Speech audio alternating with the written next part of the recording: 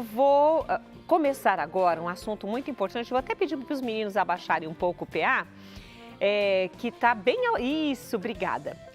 Nós estamos aqui com a doutora Vanessa e ela é reumatologista. Está conosco para a gente falar justamente sobre o reumatismo. A doutora Vanessa Ramos Guissa, ela é médica reumatologista pediatra do Hospital da PUC Campinas.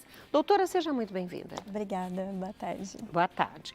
Quando a gente fala assim, reumatismo, até comentei isso no início do programa, a gente fala, não, reumatismo é de quem já está envelhecendo, né? Já fez muita coisa na vida, agora está meio paradinho, está enferrujando. O pessoal até brinca assim, está doendo é porque está enferrujando. Mas o reumatismo não é somente para os idosos, as crianças também podem ter o reumatismo? Sim, o reumatismo pode acometer qualquer faixa etária, inclusive crianças e adolescentes.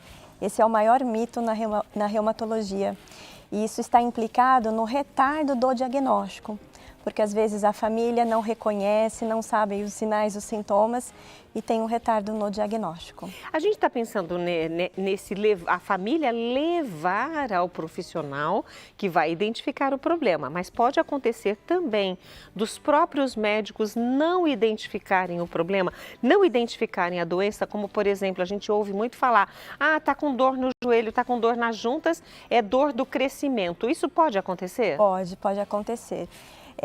O que acontece? Nessa dor do crescimento, a dor do crescimento não é considerada uma doença reumatológica. É uma síndrome músculo-esquelética benigna da infância. Crianças de 2 aos 12 anos que começam com uma dor, geralmente na panturrilha, na batata da perna, dor nas coxas ou nos braços. No final da tarde, às vezes acordam de madrugada com a dor e os pais se assustam muito. Melhora com massagem, com um paninho aquecido, com uma bolsinha térmica e no dia seguinte é como se nada tivesse acontecido. A criança continua brincando, correndo, pulando, fazendo as suas atividades, né? E ela, depois dos 12 anos de idade, ela desaparece. A criança não vai ter uma limitação dolorosa no dia seguinte, que aí já é indício de que algo inflamatório esteja acontecendo. Mas assusta muito a dor do crescimento. Eu sempre pergunto aos pais, qual é o seu medo? 100% dos pais respondem, câncer infantil. A dor nos ossos, né? Eles acham que é dor nos ossos. Então esse é o grande medo da família. E várias condições podem simular uma doença reumatológica. A dor do crescimento, doenças ortopédicas, câncer infantil, né?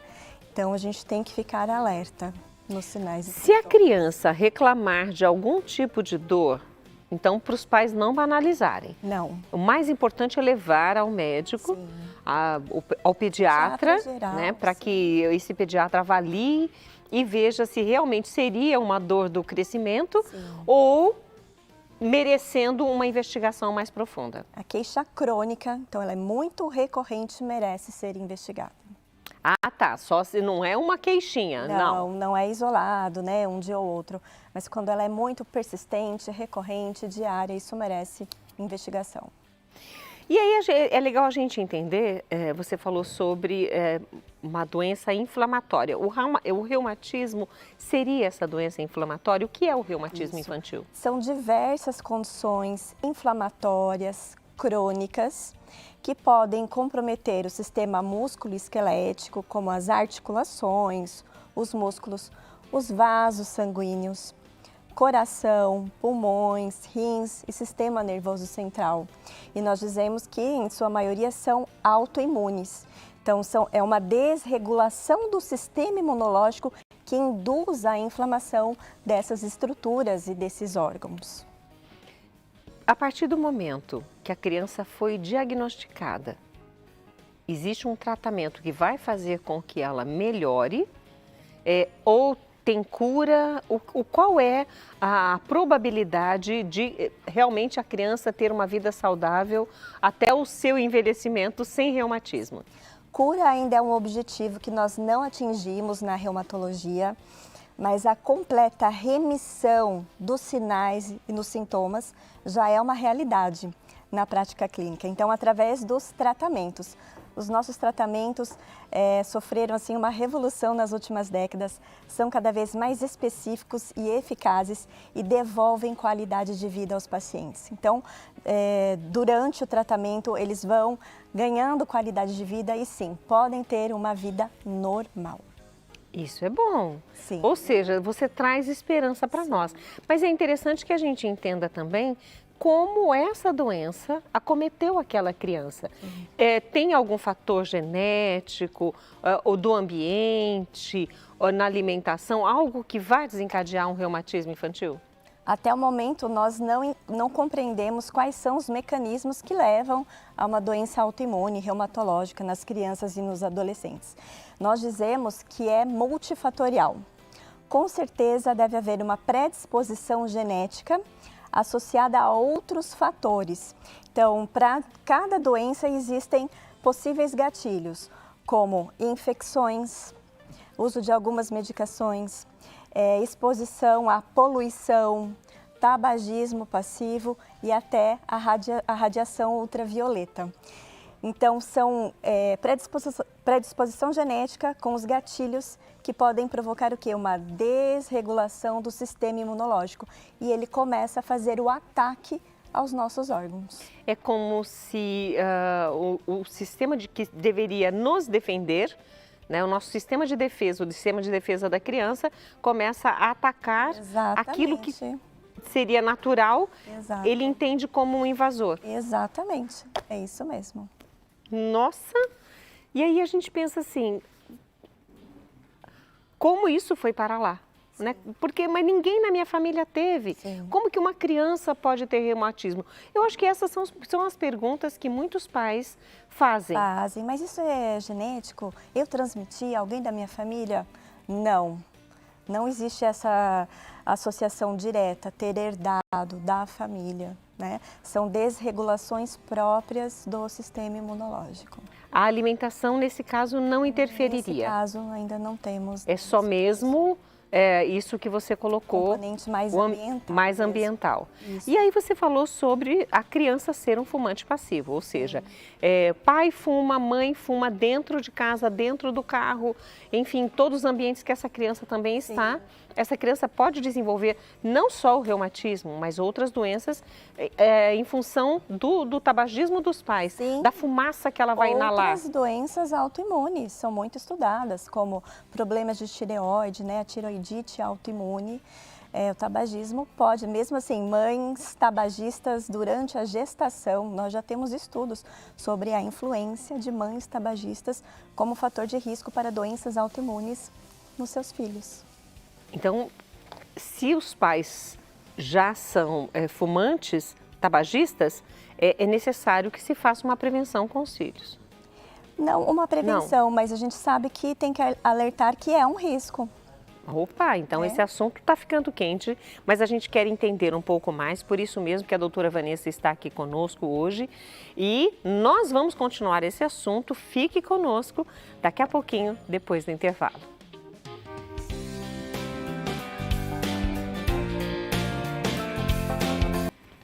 E o nosso bate-papo de hoje sobre saúde e saúde das crianças é sobre reumatismo. Por isso nós recebemos aqui a médica reumatologista pediatra do Hospital da PUC Campinas, doutora Vanessa Ramos Guissa.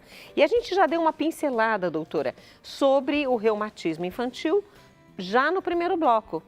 E aí me fez lembrar, até comentei com você, sobre um amigo do meu filho. Gente, o meu filho hoje está com 40 anos, é um amiguinho de infância. Então, naquela época, acredito eu, o diagnóstico era mais difícil ainda.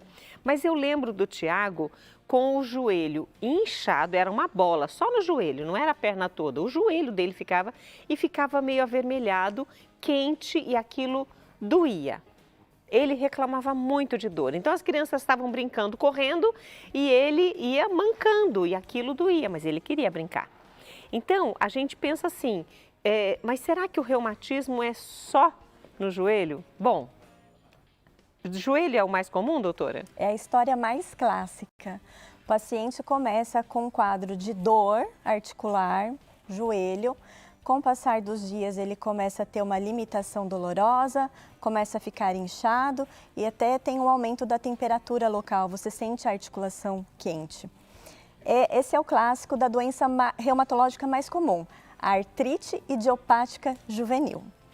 E existem 7 tipos de apresentações da artrite e nós fazemos essa classificação de acordo com o número de articulações acometidas e se tem o envolvimento de outras estruturas musculoesqueléticas. Então, o oligoarticular é aquele que acomete até 4 articulações, 5 ou mais, poliarticular. Isso é importante para a gente decidir como iniciar o tratamento. Porque para cada situação vai ter um tratamento diferente. Vai ter um tratamento diferente, né? Tem algumas que podem trazer febre, pode inflamar o coração, o baço, o fígado. Então o tratamento também é diferente. Quando a gente fala reumatismo, até nós comentamos isso, parece que é generalizado, né? Põe tudo numa panela só, é reumatismo. Sim. Então existem divisões. Várias doenças reumatológicas. A mais comum é a artrite idiopática juvenil, que pega as articulações. Inclusive nós mostramos já no primeiro bloco da nossa conversa, duas fotos, nós vamos colocar agora dividindo com você de casa novamente. Essa tá vendo? A criança está queixando da dor no joelho. Isso. É exatamente o que está ali na imagem. Exatamente, um processo inflamatório articular.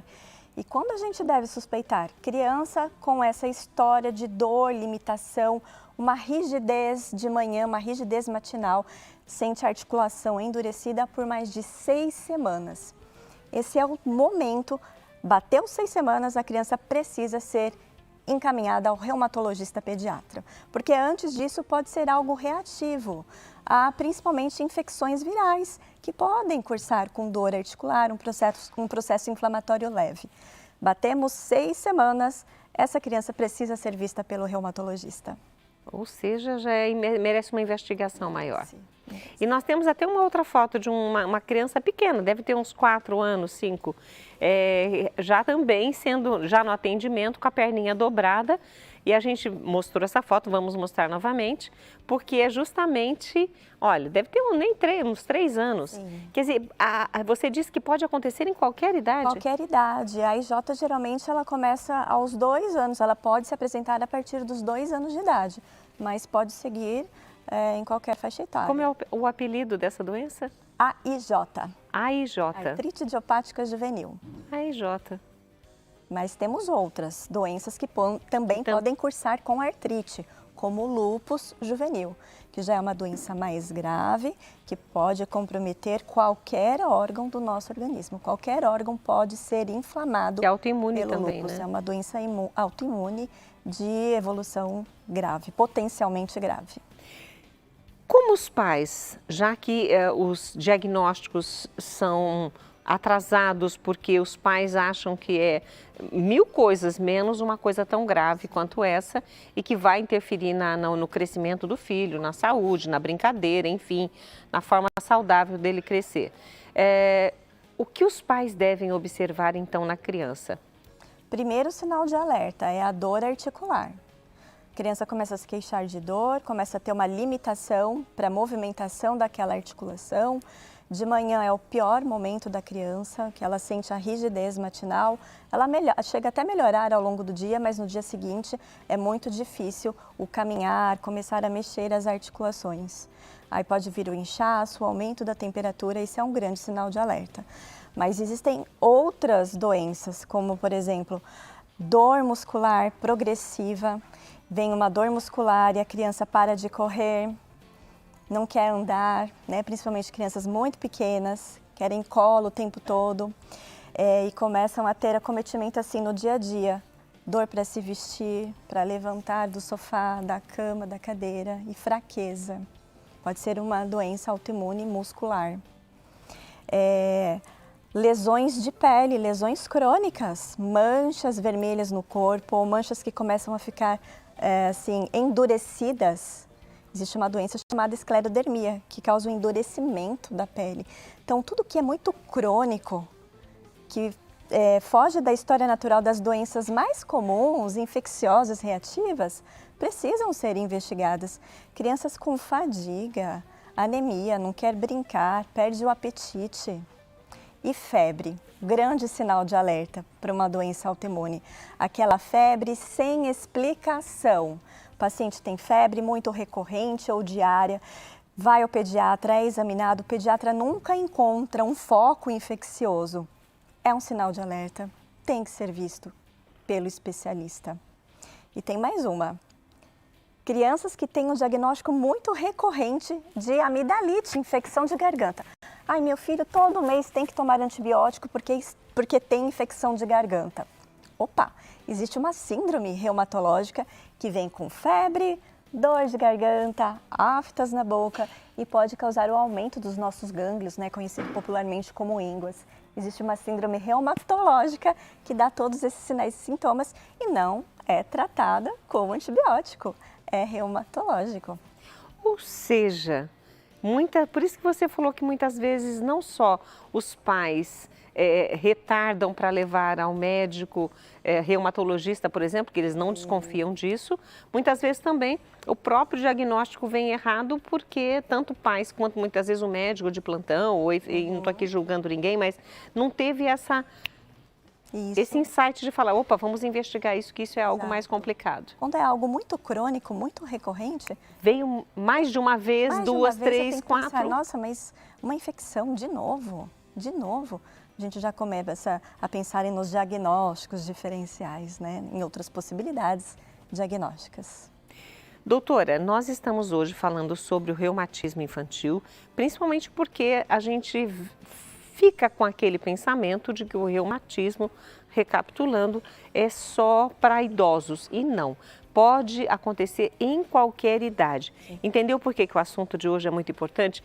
E é legal que você aprenda, porque mesmo que você não tenha mais, como eu, os filhos pequenos, mas vem aí os netos e, enfim, a gente sempre tem a convivência com crianças e é muito importante a gente aprender a observar para poder ajudar no momento certo. Então, o mais importante é procurar o próprio pediatra. Sim. E, se possível, um reumatologista pediatra. Exatamente. Geralmente os pacientes já vêm encaminhados dos pediatras, que já começam a ter essa percepção de que algo crônico está acontecendo. Qual é a probabilidade de acontecer isso, uma vez que tem esse ambiente e tudo isso que você citou antes, que pode interferir, fazer com que essa criança desenvolva a doença? Mas, assim, na nossa sociedade, qual é a probabilidade? As estatísticas variam um pouquinho, mas, assim, em média, estima-se que uma a cada 400 crianças seja acometida por algum tipo de reumatismo. Uma a cada 400 crianças. E ainda nós temos um atraso significativo aqui do diagnóstico no Brasil. Mais ou menos o paciente passa por 4 a 6 médicos antes de chegar ao reumatologista pediatra. O tempo médio de 1 ano e meio até ser diagnosticado. Isso implica totalmente na evolução do paciente. Tem diferença, então, nesse tratamento para o início das queixas? Dessa recorrência começou a acontecer a primeira, a segunda, a terceira, opa, vamos investigar? Isso se agravando com esse tempo, com essa demora, com esse atraso? Existe diferença. Quanto mais precoce é o diagnóstico iniciado o tratamento, melhor é a chance de boa evolução do paciente. Porque nós falamos muito na janela de oportunidade, os 3 primeiros meses da doença, onde o sistema imunológico está menos imaturo para essas alterações imunológicas. Com a medicação, nesse início, a gente consegue modular a resposta imunológica, levando o paciente à remissão muito mais rápido. E com certeza ele não vai ter o quê? Sequelas, que é o nosso grande medo, né? A criança ficar sequelada, com uma incapacidade física ou dano a algum órgão. Por exemplo, se for nas articulações, isso pode enrijecer? Pode. Ela pode perder o movimento? Pode perder, né, o espaço articular e ele realmente perde a mobilidade, né? Muito comum a criança perder mobilidade de punho se ela não for diagnosticada precocemente. Cotovelo, joelhos, qualquer articulação pode ter uma limitação persistente. Olha, conversamos com a doutora Vanessa Ramos Guissa, médica reumatologista pediatra do Hospital da PUC Campinas. Doutora, deixamos de falar algo importante que a senhora gostaria de passar para quem está em casa? O mais importante é isso, fiquem alerta nos sinais e sintomas. Quanto mais precoce for o diagnóstico, melhor será a evolução do paciente e ele vai ter qualidade de vida, viver como uma criança normal. E é isso que a gente quer para as nossas crianças. Obrigada por sua presença, obrigada pelas suas orientações. Obrigada.